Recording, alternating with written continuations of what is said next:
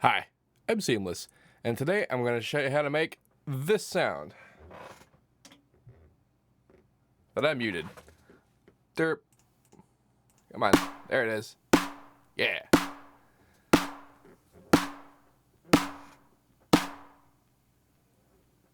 Listen to that noise, because boy is there noise. Yeah, alright, so I apologize for the fact that I'm holding this GoPro with my hand because I can't find my freaking head strap. And I'm sure the audio will sound okay, but whatever. Anyway, this is an extravagantly large amount of modules that I'm using to make a stupid snare. So a couple days ago, like last week-ish, I don't really remember when, but pretty recently, I made a video about how to make a snare using digital synthesis. And I figured, why not give it a shot to do more or less the same thing with the hardware stuff. How the hardware stuff works to this end is a little bit different, and it required some interesting thinking. Also, I sort of cheated a bit because I'm using these guys up here, which are tip-top drum modules that like are explicitly like 808s and 909s, and like there's some changes about it, but they're primarily 808s and 809s, 8 or 9s, yes. And so I layered that in there with some stuff, but it should make pretty okay sense when we get to it. So there are 3 layers to what the sound is. The first layer is just the sine wave doing its thing. That's this guy. So what's happening here is that this sine wave is coming out, the sine wave out of the DPO, which I can zoom in. You can see. I guess it's not all bad. And that's going into this filter up here. And the reason why it's going into a filter is because a straight up analog sine wave is not as clean as a straight up digital analog sine wave. And the way that you make them clean is that you filter them. So for example, if I were to take out a sine wave from the other oscillator inside the DPO and put it into filter B, sure. And let's see, where are all my really long cables? Over here. Yeah. Take out B from the second filter of the Corgasmatron. That's what I'm doing here. That's this guy, out B. I'm putting him into the other input here. Just gonna turn it up. So there it is. That's the sine wave. And you can hear pretty clearly how that's not a very clean sine wave. In fact, let's go back to FL for a second and actually look at how not clean it is. See that? Look at all that. Look at all that harmonic content. Now,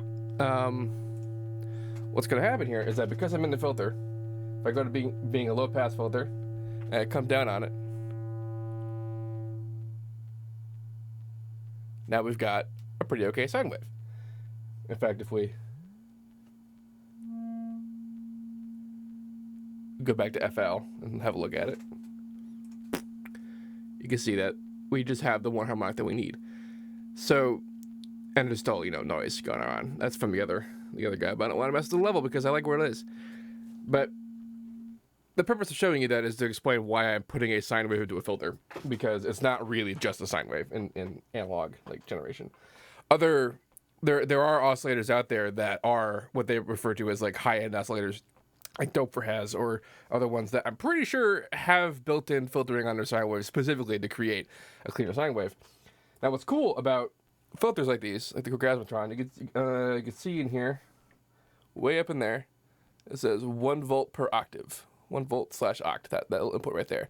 Now, that input is the exact, like the 1 volt per octave is how pitch is controlled throughout every oscillator. So like what the oscillator's pitch is determined by the 1 volt per octave, or through FM if that's what you're going to use. Either way, point being is that you can use that same input to change the position of the filter, like completely relative to pitch. So that means that I could have, like, if I were to key up a keyboard, so when I hit a note, it hit the sine wave at the right pitch, and then it also moved the filter.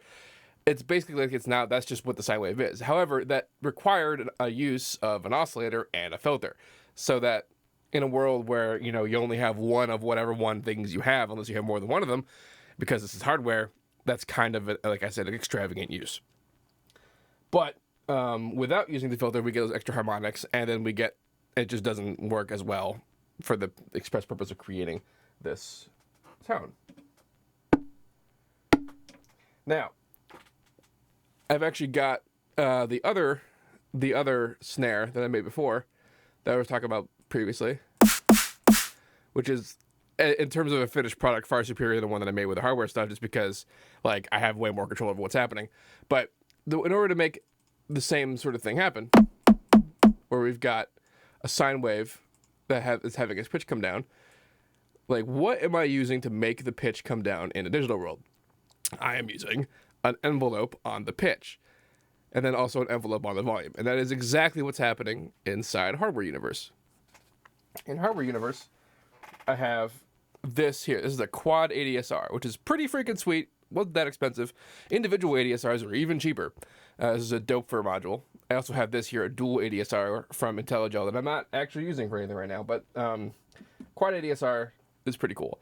So it's 4 entirely separate ADSRs, and this thing is being triggered by the sequencer. That's what this huge stack of crap coming out of here is. This is the I'm using the Metropolis for this purpose, and it's literally just like making one hit. I could have just as easily used the circadian rhythms to like make the hit, and if I were to use it in any kind of musical context, I absolutely would. And then I'm just using the Metropolis because it was just this is just testing. I don't really care, but the point being, it sends out a gate. Now, a gate signal in modular stuff is basically a square wave. It's straight up, straight down. Sometimes it'll be straight up and straight down to zero crossing. Sometimes it'll straight up, straight down to negative. Point being is that on the upswing, things like envelopes detect essentially that's the on signal, and so it triggers the thing. So I mean, there is also a trigger. There's gates, and then there's another one. I forget what it's called. Anyway, point being is that that's how it's being generated. That's the kind of signal that's being put in here.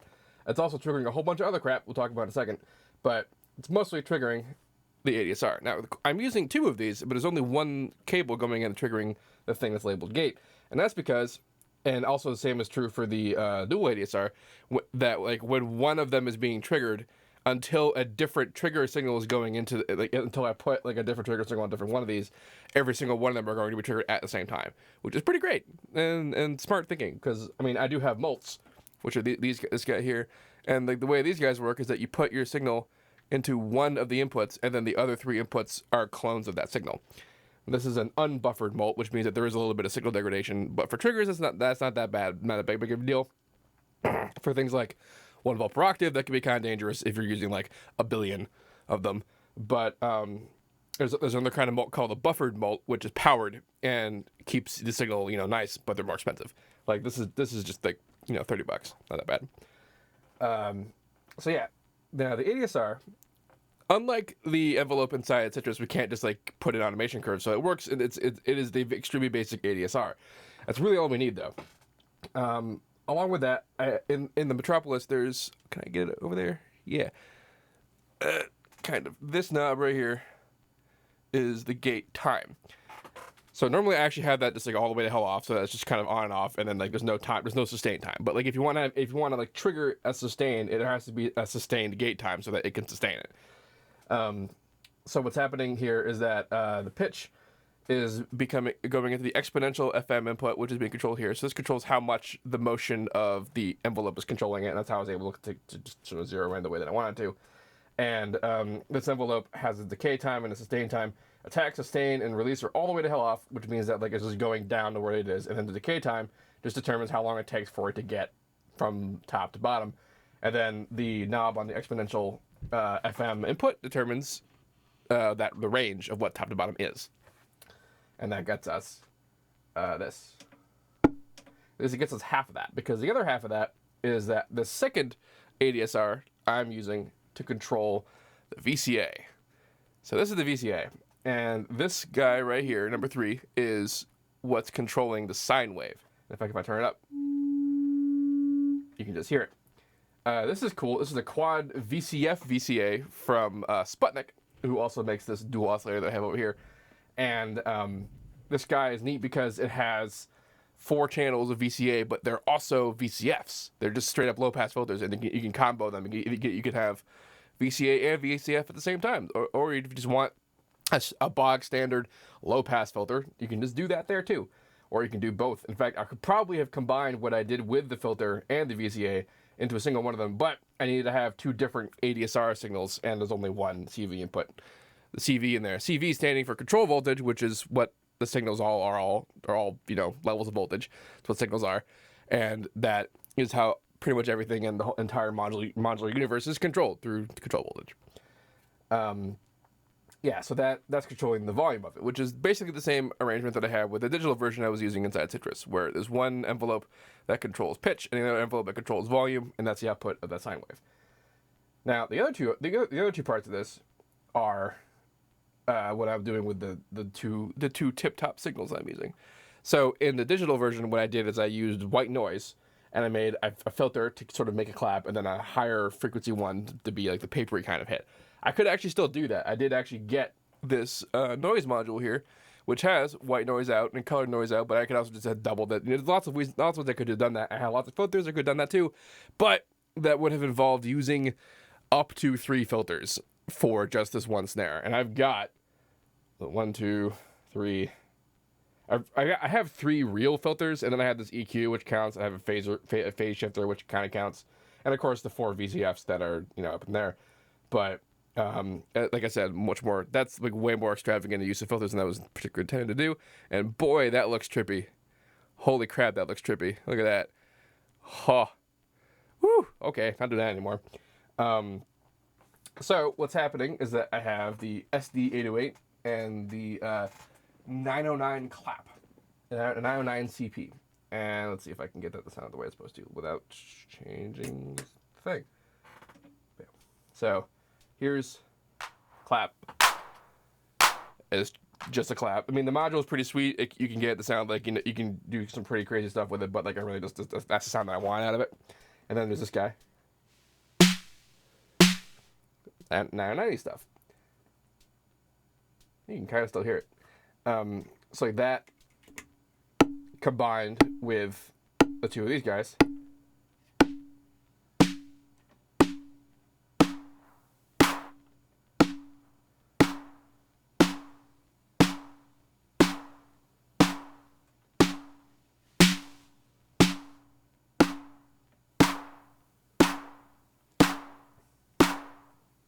Makes a lot of sense. So now all 4 of these have a mix out, that all mix out here, which is what this guy is, which is going to this compressor. Now this is a Eurorack modular compressor made by WMD, and it's really a pretty box standard compressor, with the exception that you can CV control most of the parameters, things like a release time, attack, threshold, and makeup gain, that kind of thing. You can CV all that stuff, which is just really cool. And yeah, there's also an envelope follower in there, which you can put in out there, and also sidechain input, so it's just, compressor. Bunch of other options, input, output, saturation, whole shebang. And I'm using this essentially like I was using an FL Maximus, which let's go look at real quick. Because remember, this snare with all the parts engaged comes out here, and it's basically the increased volume, a bit of a thing, and then output saturation.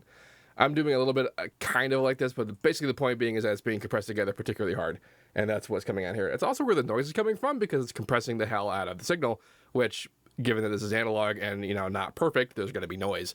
So that means that I'm compressing the hell out of the noise. And if I were in a perfect world, what I would do here actually is I would take another ADSR and I would use the CV output of this Vca, which is what's going into FL. Just so they can control the volume. I mean, realistically, I could have just taken this out straight out of the compressor and put that in FL. That's what this cable's doing. Going back into the inputs over there, which are obscured by all my glasses that I keep on my desk. But I could put another envelope on the VC out here so that like it's only on when the snare is on, so that noise becomes kind of part of the texture and isn't on all the time. Because if I were trying to like play a song or something, having it on all the time would be really dumb. However, that would be a whole other ADSR that I'd have to use. I suppose theoretically I could use one of the ADSR on volume over there, but the two the clap and the snare that are coming out of here aren't being controlled by volume, so they're as long as they are because that's how long they are. And so that means that if I were to use the volume control that I'm controlling for the sine wave, which is sort of the low end reinforcement of the whole thing, that would be a lot faster than the snare actually is, and all that kind of thing. And really the goal would be to use as little as possible, just because I don't have every module in the world. However, if I had every module in the world, then I could reach pretty great parity of what I did with the Citrus version of the Snare, just because I could do literally everything I did in there, like 1-to-1. I could have every envelope I had, I can have every filter I had, every kind of white noise, like all of that. But, you know, it's a bit of a disadvantage in the hardware world where having more than one of something means you have to have more than one of something. So, limitations. Anyway, I thought this was interesting. I hope you did too. I really just wanted to show off that you could do that kind of thing if you felt like it. If you have any questions about this, please let me know. Don't forget to like, comment, subscribe, and all that good stuff. And as usual, have a nice day.